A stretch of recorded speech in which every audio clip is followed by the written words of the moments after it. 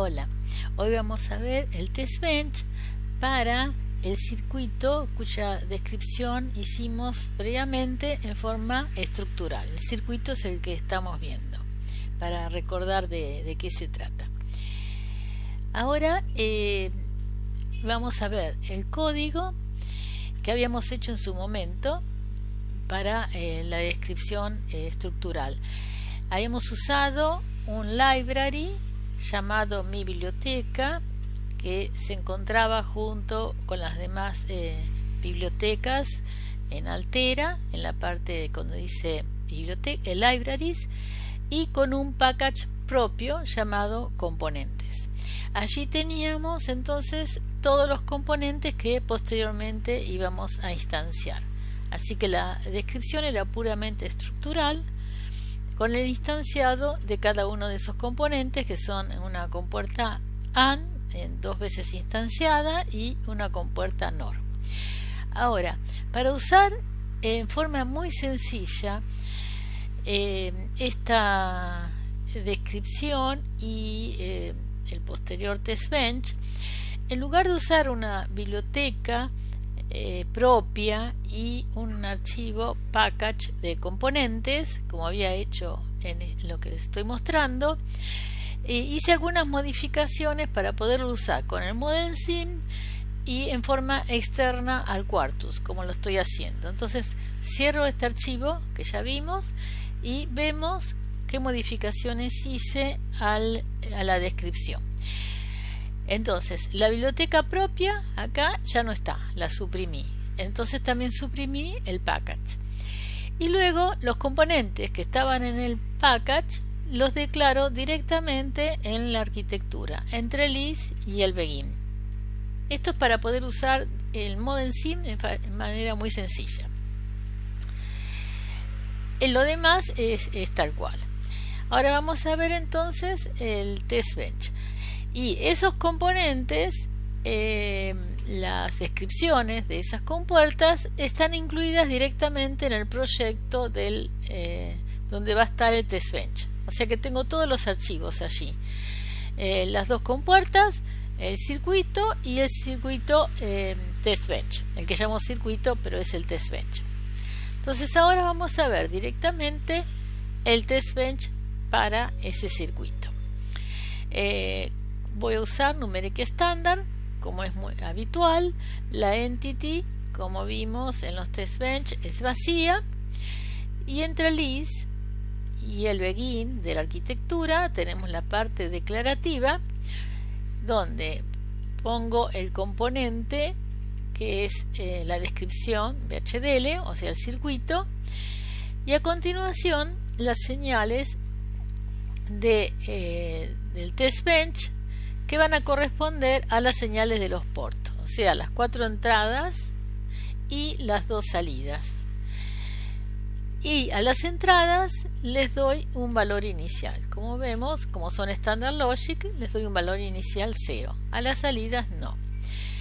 Luego lo voy a resolver con un for, de manera que voy a generar por ejemplo 16 estímulos para las entradas A, B, C y D, y voy a pensar qué salidas voy a esperar en cada caso. O sea que tengo un estímulo que es de tipo constante y de tipo de datos tabla 1. En type tabla 1 es un array de 0 a 15 de Standard Logic Vector 3 down to 0. Porque lo voy a usar con n igual a 4, o sea, 4 entradas. Y construyo entonces todo el lote de pruebas, que es desde 000 hasta 111. Los puse en forma ordenadas. Y las salidas previstas. Entonces, para saber las salidas, podemos recordar en el circuito, podemos ver rápidamente que para que la salida U valga 0, A y B tienen que valer 1. Entonces, Y después hago un análisis similar para la salida B. C y D tienen que valer 1 y B 0 porque está negado. Eso es lo que tengo en cuenta cuando veo las salidas. Entonces, para todos en 0, las salidas van a ser en 1. Y me fijo en realidad los casos en que las salidas tienen que valer 0.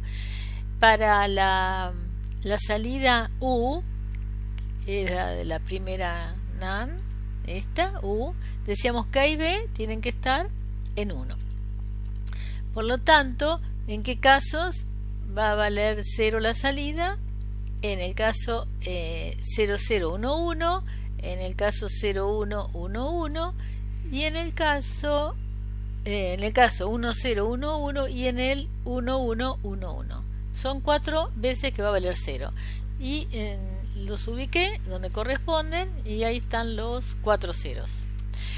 Para el caso de la salida B, B corta, va a valer 0 únicamente cuando D y C valgan 1 y B 0, o sea que es 1, 1, 0 los más significativos, y esa combinación la tengo en 1, 1, 0 acá y 1, 1, 0 acá. Así que son los dos anteúltimos, son los dos ceros que ven acá. Y así construyo la tabla de estímulos y las dos tablas de resultados esperados. Terminada entonces la parte declarativa, luego del begin hacemos el cuerpo de la arquitectura. Lo primero es el instanciado de lo que llamo circuito. Hago el port map, ya que generic map no hay en este caso, a las señales de los ports del componente, las mapeo en las señales del test bench. Luego voy de la etiqueta prueba y a partir de ahí el proceso, que se ejecuta una sola vez. Vimos que el proceso no tiene lista de sensibilidad. Process begin con el report de tipo severity node, digo que estoy verificando el circuito y comenzamos a hacer realmente el procedimiento, que es un for loop. Entonces i es el índice del for entero que no se declara, in 0 to 15, que podríamos haber puesto distinto, ¿no? Podríamos haber puesto directamente en lugar de 0 to 15 para usar un atributo tabla 1 range. Uso este atributo de manera que si después yo quiero cambiar la longitud del lote de prueba se acomoda automáticamente. Y ahora yo le quiero dar a las entradas a cada una un valor y lo definí como un standard logic de 4 bits. Entonces A va a ser el bit menos significativo, B el otro, C y D. Así que ¿cómo hago esta asignación? Le digo a sub t le asigno de la tabla estímulos que estaba definida como un array primero el subíndice i. Este subíndice va a indicar el primer elemento de toda esa tabla, o sea, en este caso cuando vale 0 sería este elemento. Pero de ese elemento quiero asignarle a el menos significativo, el bit menos significativo, que es este 0, y eso lo hago entre paréntesis poniendo 0, punto y coma. Para asignarle B el siguiente bit pongo acá entre paréntesis 1, 2 para C y 3 para D, y de esta manera pude resolver con una sola tabla los estímulos de las 4 entradas. Una vez que hice esa asignación con wait for 1 nanosegundo, espero que se propaguen las señales y hago el assert para saber si anda bien. Entonces assert y busco si la salida U corresponde a la esperada. La esperada la saco de la tabla que construí. La tabla me dice que, bueno, en ese caso la esperada es un 1. Luego, si no se cumplió esa condición, o sea que es un booleano, En el report informo la falla es para U, para DCBA igual. Entonces con Apperson concateno con otro string que es integer image i. O sea, le doy el índice del for y lo transformo en imprimible. Ya es entero, simplemente el atributo image me pide que les diga de qué tipo de datos se trata lo que está entre paréntesis, o sea, integer. Bueno, repito la idea para el assert, para la otra salida, y con eso ya termino el for, el end, con end loop. En cada caso, después del report, por supuesto, tengo el severity failure.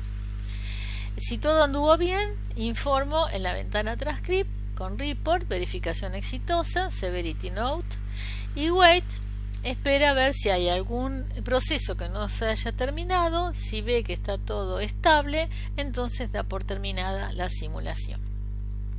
Vamos ahora a ver entonces cómo es la simulación. Simulate, start, work, circuito TV, o sea, el del test bench. Vieron que la ventana transcript se abrió automáticamente. Cerramos el file, close file, lo grabo, también. Ahora vamos a la ventana de estructura, dot, add to wave all items in region. Vamos a toggle para verlo con los nombres que tienen en la descripción. Vemos los valores iniciales que yo le di, 000 a todas las entradas. Las salidas son undefinite porque no les di ningún valor.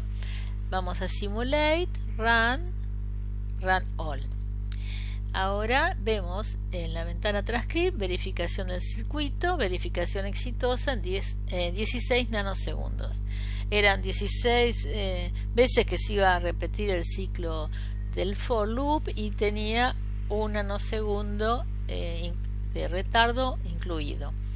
Ahora en la ventana waveform vamos a la lupa para ver todo el periodo, y acá podríamos ver las señales de una manera más cómoda para nosotros. Por ejemplo, A y B tienen influencia en U, según vimos en el circuito. Entonces ponemos U después de A y B, que es la salida que corresponde.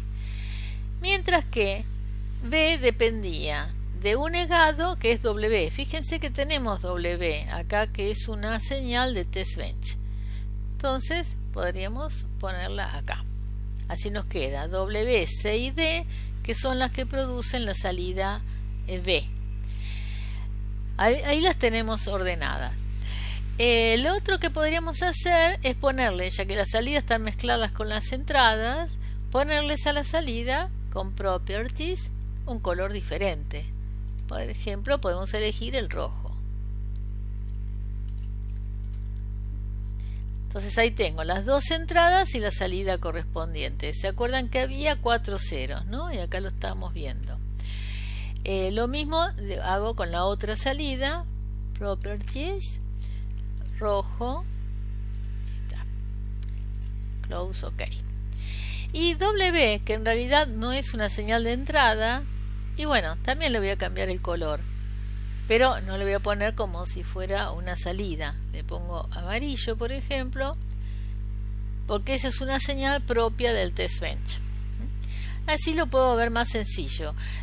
Habíamos visto entonces que solamente cuando tengo la combinación 1, 1, 0 de W, C y D, tengo la salida.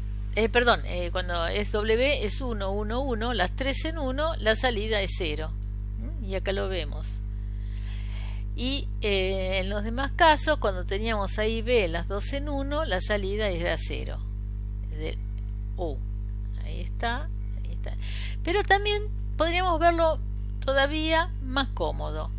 podemos ir a A y B, por ejemplo, seleccionar ambas y poner Combine Signals.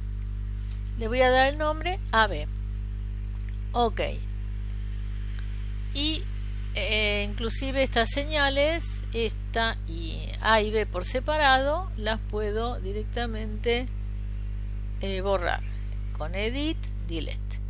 Entonces ahí, como había visto que la salida U iba a valer 0 cuando los dos valgan en 1, de esta manera lo veo más cómodo.